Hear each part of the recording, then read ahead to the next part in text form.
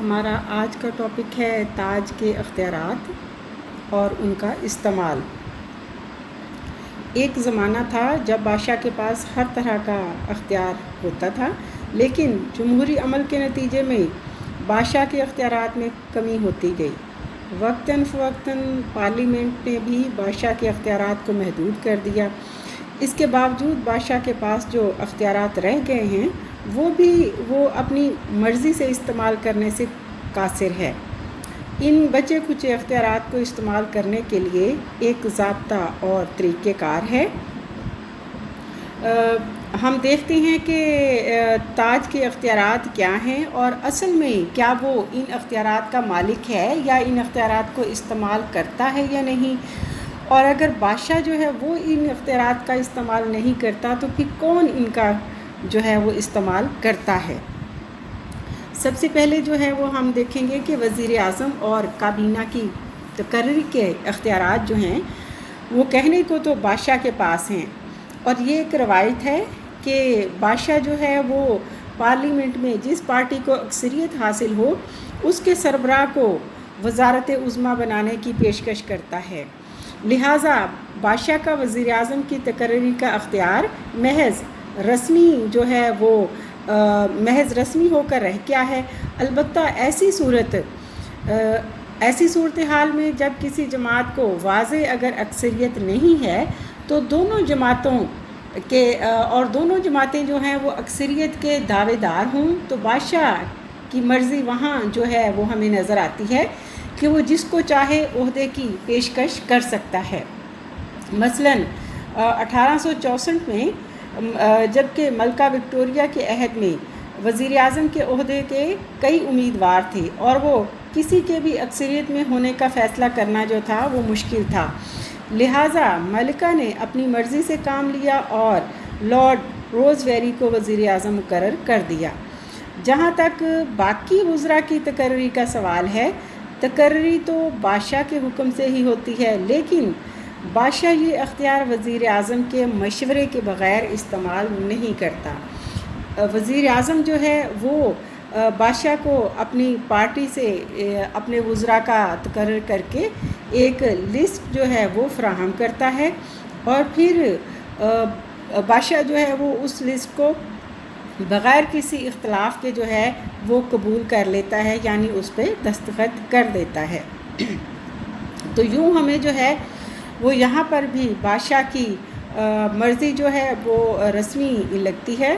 اور یہ ساری کارروائی جو ہے وہ ایک رسم کے تحت ہے۔ حالانکہ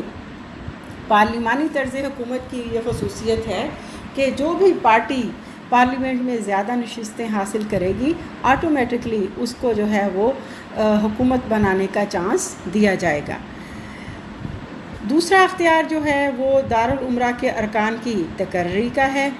کہنے کو تو یہ کہا جاتا ہے کہ بادشاہ جو ہے وہ دارالامراء کے ارکان کی تقرری کرتا ہے، اور لہٰذا آئینی حیثیت تو یہی ہے کہ دارالامراء کے نئے ارکان کی تقرری صرف بادشاہ کا خصوصی اختیار ہے، لیکن عملاً یہ وزیر اعظم کا فیصلہ ہوتا ہے۔ بادشاہ کے اس خصوصی اختیار کی برائے نام پوزیشن جو ہے وہ رہ گئی ہے، اور اس کا عملی مظاہرہ جو ہے وہ 1911 اور 1949 کے پارلیمنٹ کے قوانین کے تحت جو ہے وہ ہمیں دیکھنے میں ملتا ہے کہ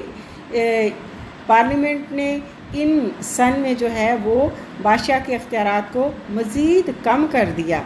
اور اب جو ہے وہ اس کی تقرری کے اختیارات بھی انتہائی ادنا اور معمولی قسم کے ہیں۔ اس کے علاوہ جو ہے وہ بادشاہ کو دارالعوام کو توڑنے کا خصوصی اختیار ہے کہ بادشاہ جب چاہے وہ دارالعوام کو جو ہے وہ توڑ سکتا ہے، اگر وہ یہ سمجھتا ہے کہ وزیر اعظم کو جو ہے وہ اکثریت حاصل نہیں رہی، یا پھر وزیر اعظم جو ہے وہ یا اس کی پارٹی صحیح طریقے سے حکومت نہیں چلا رہے تو وہ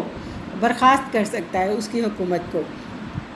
لیکن اصولی طور پر بھی جو ہے وہ ہمیں نظر آتا ہے کہ ایسا نہیں ہے، بلکہ اگر ایسا ہو کہ حکومت کو جو ہے عدم اعتماد کا سامنا ہو تو وہ خود ہی بادشاہ کو پارلیمنٹ توڑنے کا جو ہے یا اپنی حکومت کے ختم کرنے کا جو ہے وہ کہہ سکتی ہے، اور وزیر اعظم جو ہے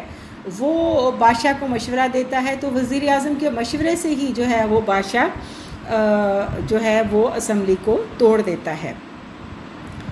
اس کے علاوہ جو ہے وہ کہا جاتا ہے ایک اور اختیار ہے بادشاہ کا کہ کابینہ کو برطرف کر سکتا ہے، کہ اصولی طور پر بادشاہ جو ہے وہ وزیر اعظم اور کابینہ کو برطرف کرنے کا بھی اختیار رکھتا ہے، لیکن جمہوریت کی نشو و نما کی صورتحال جو ہے وہ اب یکسر بدل چکی ہے۔ وزیر اعظم اور کابینہ کے دوسرے ارکان دارالعوام کی اکثریتی جماعت سے ہوتے ہیں، اور پارلیمانی روایت کا یہ تقاضا ہے کہ جس جماعت کو ایوان میں اکثریت کی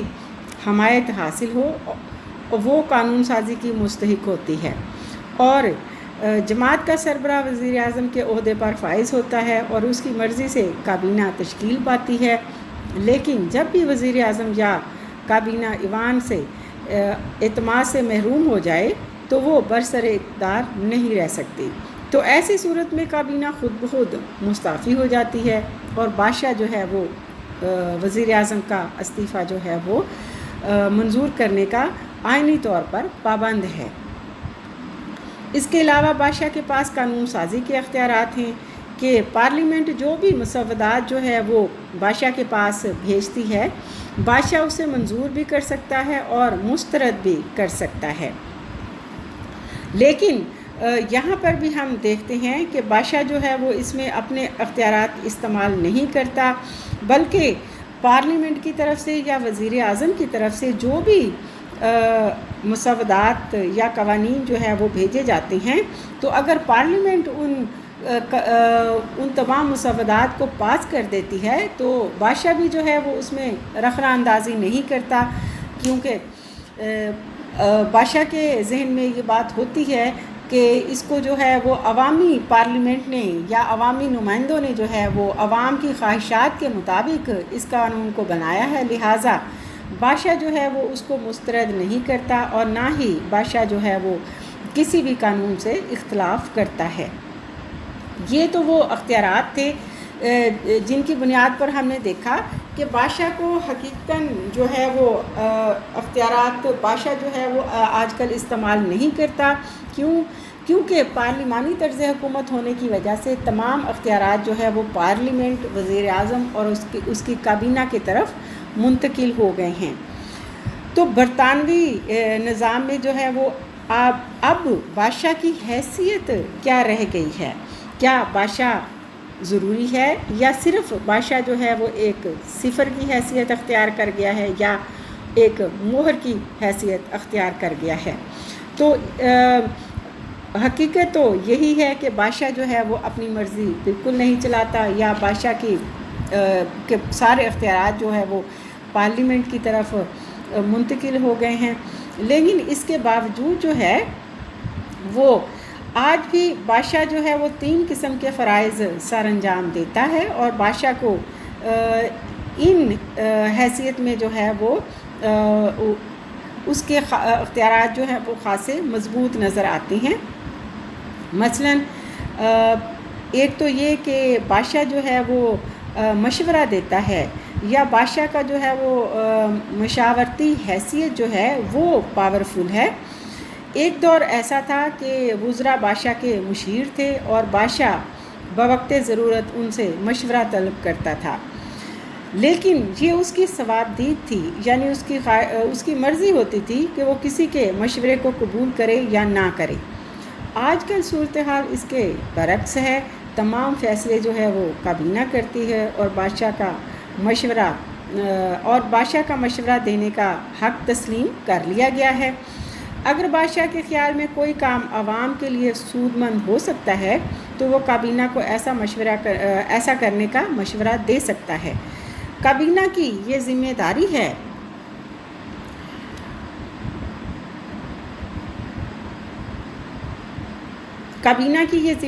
ہے کہ وہ بادشاہ کو تمام حالات سے باخبر رکھے اور امور مملکت کی انجام دہی میں بادشاہ کا مشورہ طلب کرے۔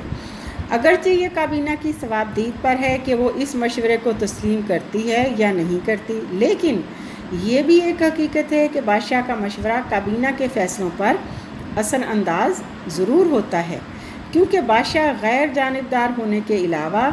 وسیع تجربہ اور معلومات رکھتا ہے۔ وہ طویل عرصے تک حکومت کے اعلیٰ ترین عہدے پر فائز ہونے کے باعث تمام قسم کے